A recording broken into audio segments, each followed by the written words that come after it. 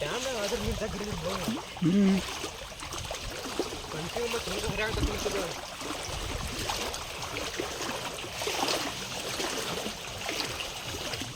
Guys ನೋಡ್ಬೋದು ಮಲಪ್ರಭಾ ನದಿಯಲ್ಲಿ full ಜಲಾಶಯ. ನಮ್ಮ ಹಣ್ಣುಗಳೆಲ್ಲ ಲುಕ್ಷಣ ಆಗಿಬಿಟ್ಟಿದೆ. ಗೋರ್ಮೆಂಟ್ ನಮ್ಗೆ ಏನು ಕೊಡ್ತಾ ಇಲ್ಲ, ಆದರೂ ನಾವು ಸುಮ್ಮನಿದ್ದೀವಿ, ಏನು ಮಾಡೋಕ್ಕೆ ಬರೋಂಗಿಲ್ಲ. ನೀರು ಬಂದ್ಬಿಟ್ಟಿತ್ತು ಪೂರ,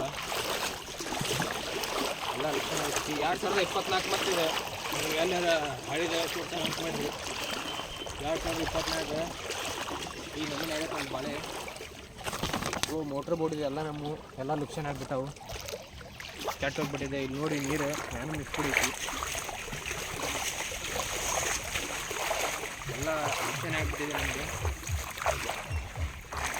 ನೋಡಿ ಮಲಪ್ರಭಾ ನದಿಯಲ್ಲಿ ಈ ನಮೂನೆ ನೀರು ಬಂದಿದೆ. 70,000 ನೀರು ಬಿಟ್ಟಾನ.